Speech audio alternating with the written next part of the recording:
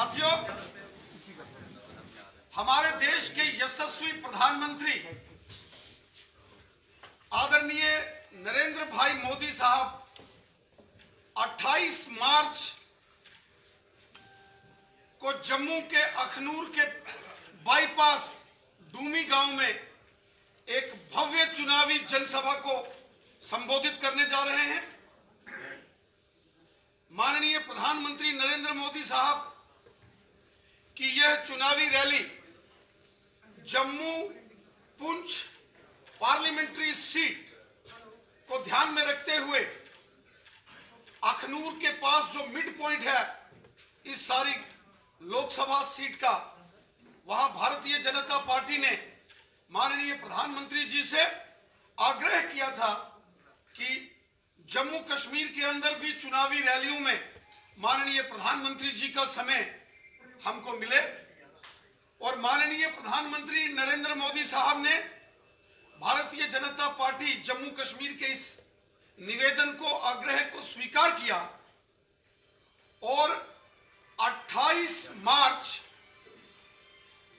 3 बजे अखनूर बाईपास के पास डूमी के बड़े मैदान में माननीय प्रधानमंत्री जी एक बहुत बड़ी जनसभा को संबोधित करेंगे।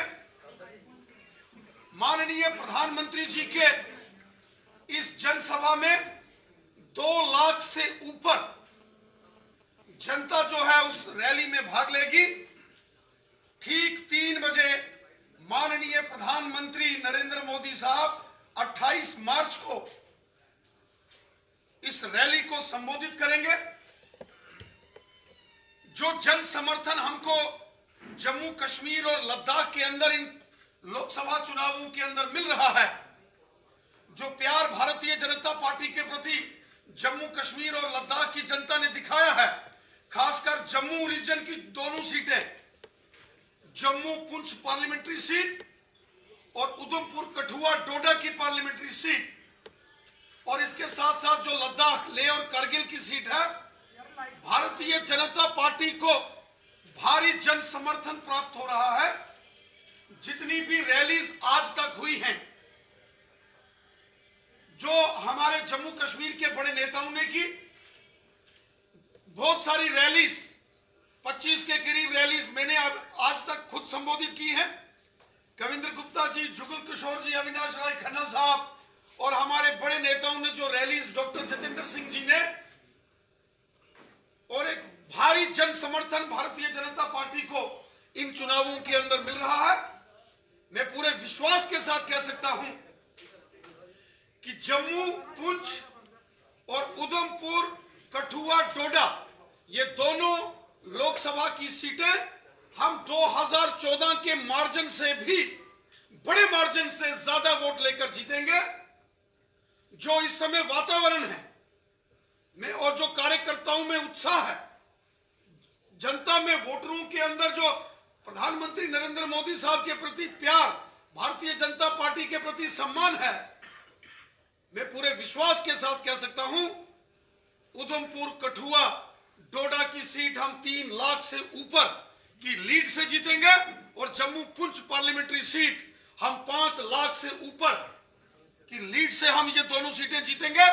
और वहीं लद्दाख की जो सीट है वो भी भारतीय जनता पार्टी भारी मतों से वो सीट जीतेगी।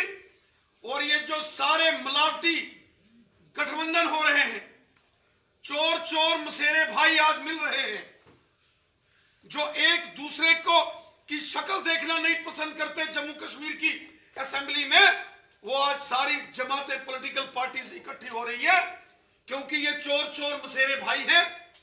ये सब गद्दार गठबंधन है, ये देश के दुश्मन ताकतों का हौसला बढ़ाने वाले लोग हैं। और आज जब जम्मू, लद्दाख और कश्मीर घाटी में भी भारतीय जनता पार्टी के तेजी से बढ़ते हुए विस्तार को, मजबूती को देखते हुए ये लोग फ्रस्ट्रेशन में हैं और इस किस्म के ये गद्दार गठबंधन और महामिलावटी गठबंधन ये कर रहे हैं। लेकिन इन सब की जमानतें जब्त होंगी। कांग्रेस के लोगों की, नेशनल कॉन्फ्रेंस और पीडीपी और जो इनके पास बचे मिल जाएंगे तो भी इन सब की जम्मू की जनता, लद्दाख की जनता इन सब की जमानतें जब्त करेगी, क्योंकि ये नेशनल कॉन्फ्रेंस, कांग्रेस और पीडीपी ये गद्दारों का गठबंधन है। एकमात्र भारतीय जनता पार्टी है जो सबका साथ, सबका विकास इस मुद्दे को लेकर काम करती है, देश के लिए काम करती है और भारत माता की सेवा और सुरक्षा के लिए काम करती है। हम जम्मू की जनता का आह्वान करते हैं, जम्मू पुंछ पार्लियामेंट्री सीट के अंतर्गत आने वाली सभी 20 असेंबली सीटों पर इस क्षेत्र के अंदर रहने वाले जागरूक मतदाताओं को कि 28 मार्च परसों वीरवार के दिन अखनूर बाईपास डूमी के उस बड़े ग्राउंड में शाम 3 बजे वहां पहुंचकर माननीय प्रधानमंत्री नरेंद्र मोदी साहब का भव्य स्वागत करें।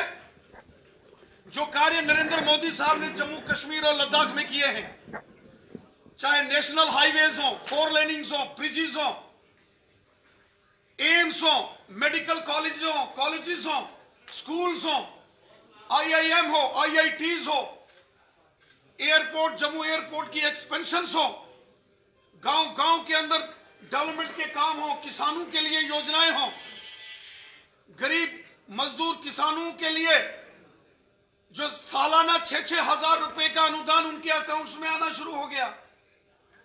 आयुष्मान भारत 5 लाख रुपए तक का एक साल में एक गरीब व्यक्ति जिसके पास गोल्डन कार्ड है, सर्वे में है, वो मेडिकल फैसिलिटीज का सदुपयोग कर सकता है। ऐसे अनेक कार्य जो जम्मू कश्मीर की जनता के लिए, रेफ्यूजियों के लिए 70 साल कांग्रेस के लोगों ने जम्मू कश्मीर के अंदर पीओजेके के रेफ्यूजीज को गुमराह किया, धोखे में रखा। पीओजेके के रेफ्यूजियों के साथ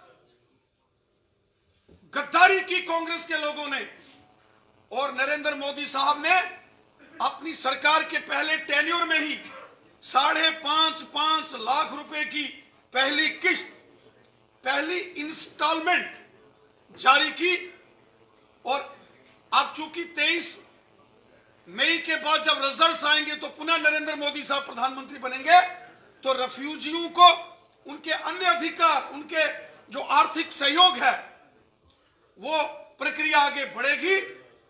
पश्चिम पाकिस्तान के रेफ्यूजियों के लिए जो चिंता, जो प्रयास माननीय नरेंद्र मोदी साहब ने किए हैं, वो भी लॉजिकल कंक्लूजन तक उनका भी निर्णय होने वाले हैं। बॉर्डर के ऊपर रहने वाले लोगों को, इंटरनेशनल बॉर्डर के ऊपर रहने वाले लोगों को एलओसी की तर्ज पर उनको रिजर्वेशन देना, जम्मू कश्मीर में एससी और एसटी को रिजर्वेशन इन प्रमोशन देना, और जनरल कैटेगरी के लोगों को 10% का आरक्षण उसको भी लागू करना, ये नरेंद्र मोदी साहब के बड़े ऐतिहासिक कदम हैं जो जम्मू कश्मीर के अंदर लागू हुए हैं। और मैं निवेदन करता हूं जम्मू की जनता का कि 28 मार्च वीरवार के दिन के 3 बजे अखनूर बाईपास उस डूमी ग्राउंड में लाखों की तादाद में पहुंचे।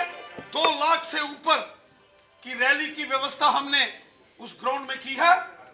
एक बहुत बड़ा चुनावी प्रदर्शन होगा और हमें पूरा उम्मीद है कि जम्मू और लद्दाख के अंदर भारी मतों से भारतीय जनता पार्टी के उम्मीदवार जीतेंगे और एक बार फिर जम्मू कश्मीर का बहुत बड़ा सहयोग रहेगा।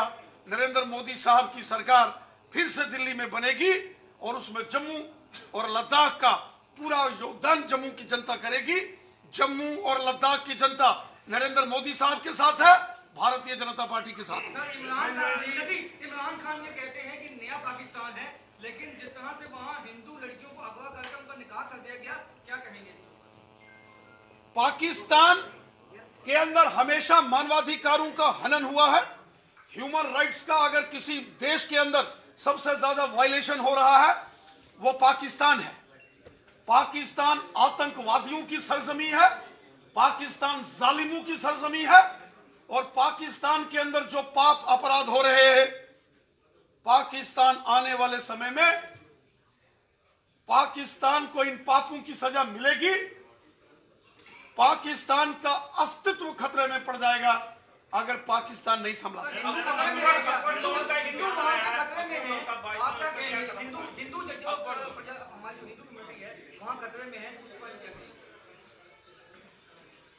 पाकिस्तान के अंदर जो हिंदू समुदाय के लोगों के साथ, खासकर सिंध प्रांत के अंदर, कराची के अंदर जो जुल्म हो रहा है बहुत ही निंदनीय है। जबरन धर्मांतरण कराया जा रहा है, जबरन बंदूक की नोक पर महिलाओं को, लड़कियों को पाकिस्तान के अंदर किडनैप किया जा रहा है, उनका शील भंग किया जा रहा है। अंतर्राष्ट्रीय समुदाय को, यूनाइटेड नेशंस को इसमें इंटरवेंशन करना चाहिए और पाकिस्तान पर भारी प्रतिबंध लगाना चाहिए और पाकिस्तान के खिलाफ नाटो फोर्सेस को मिलिट्री कार्रवाई करनी चाहिए। पाकिस्तान के अंदर आज इंसान इज्जत के साथ नहीं रह सकता। पाकिस्तान राक्षसों का देश है, आतंकवादियों का देश है, दरिंदों का देश है। पाकिस्तान इस समय बदहाली के कगार पर है और जो मानवाधिकारों का हनन पाकिस्तान में हो रहा है, अंतर्राष्ट्रीय समुदाय को, खासकर यूनाइटेड नेशन को इस पर संज्ञान लेना चाहिए और पाकिस्तान के खिलाफ कड़ी कार्रवाई करनी चाहिए। नेशनल कॉन्फ्रेंस के अकबर लोग का ये कहना था कुछ दिन पहले कि अगर आप पाकिस्तान को एक गाली दोगे मैं 10 गालियां दूंगा हिंदुस्तान को। क्या कहना चाहेंगे आप? देखिए, हम अक्सर ये कहते हैं ये नेशनल कॉन्फ्रेंस है या कांग्रेस है या पीडीपी है, ये खाते हिंदुस्तान का है लेकिन इनका दिल पाकिस्तान के लिए धड़कता है। नेशनल कॉन्फ्रेंस के नेता पाकिस्तान के गुणगान कर रहे हैं, आतंकवादियों की कब्रगाह पर जा जाके रोते हैं कांग्रेस, एनसी और पीडीपी के लोग। और जम्मू में कांग्रेस पार्टी ने, कांग्रेस के नेताओं ने नेशनल कॉन्फ्रेंस के साथ गठबंधन किया है, पीडीपी के साथ गठबंधन किया है।